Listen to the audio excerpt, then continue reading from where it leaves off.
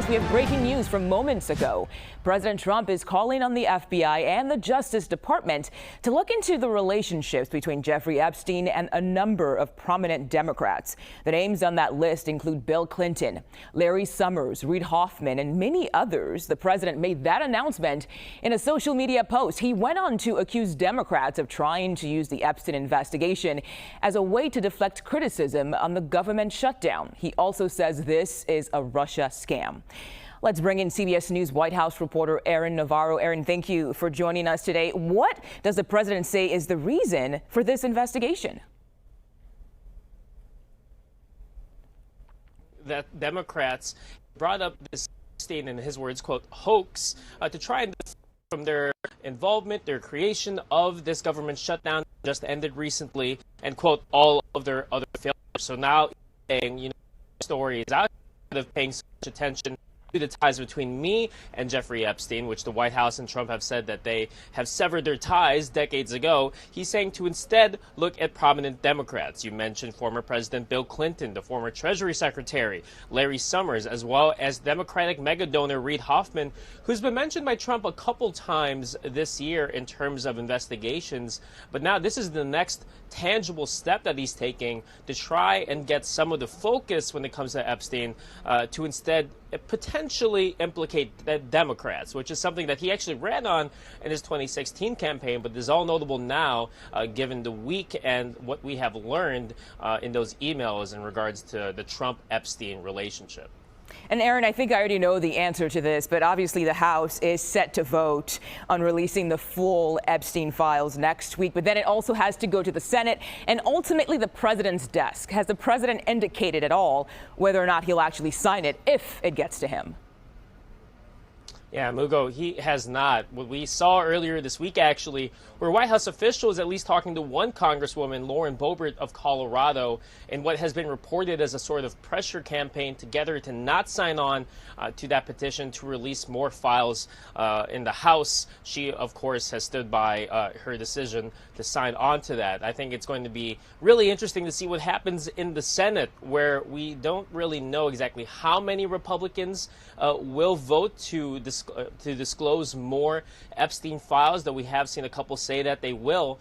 And we're going to see how the White House and President Trump manage this politically in the event that it does get to his desk.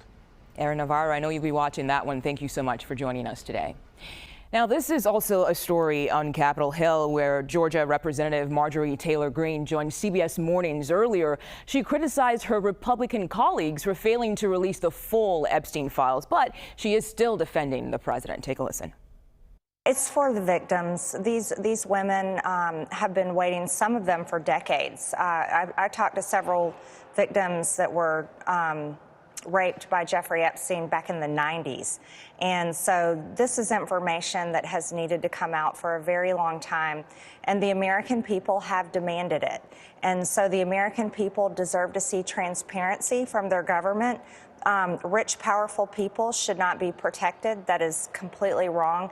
And it's a message to victims everywhere, victims of rape, human trafficking, and children who are trapped in terrible situations, that the government will not protect the predators, that we will work hard to protect the victims. I believe the women, and the women have said over and over again that Donald Trump did nothing wrong. Even Virginia Giuffre said it under oath, and she wrote it in her book. And so if we listen to the women, they say Donald Trump has done nothing wrong. All right, I want to bring in CBS News congressional correspondent Nicole Killian, who's on Capitol Hill for us today. Nicole, thank you for your time. Can you walk us through how this vote will take place and the process behind it? Yeah, well, this is a little different than, I guess, a traditional bill in the sense that this is all stemming from what's known as a discharge petition, which we've been talking about for some time now. And basically, that is a measure that kind of goes around that regular process. You have to get a certain number of signatures for a vote to be forced on whatever it is. In this case, calling on the Department of Justice to fully release the Epstein files. So this was a bipartisan discharge petition that was put forth by Kentucky Republican Tom Massey. And California Democrat Ro Khanna. They were able to get 218 signatures on that petition just this week, with that final signator being Adelita Grijalva, the new congresswoman from Arizona, who told me that it was important to do this because it was something that she had committed to. And similar to what Marjorie Taylor Greene just said, she felt that she was doing this for the survivors to hopefully provide a sense of justice and transparency for them. So now that the level of signatures has been reached, typically with something like this, we expect that it's got to sit for a little bit before it can be called up for a vote. But Speaker Mike Johnson kind of surprised a lot of folks this week when he said, look, we're going to bring this up for a vote next week. So that's a little sooner than we had anticipated.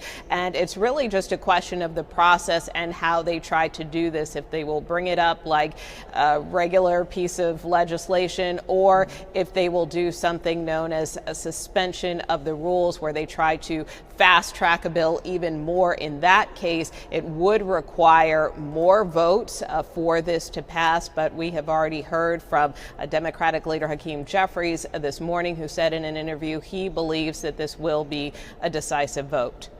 And Nicole, what do these latest developments indicate about how this is being handled on both sides of the aisle?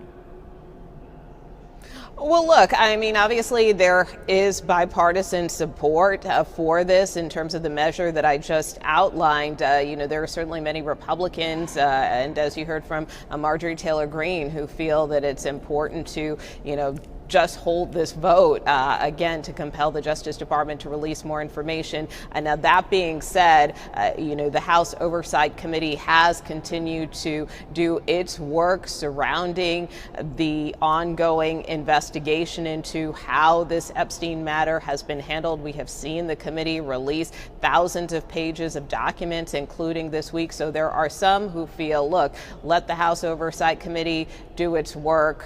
Why do we necessarily need this vote? But then you have other members, again, both Democrat and Republican, who feel, look, let's get everybody on record. Let's try to provide some more transparency and justice for some of these survivors. So that is kind of the debate that's been happening here on Capitol Hill. Okay, Nicole Killian, thank you so much.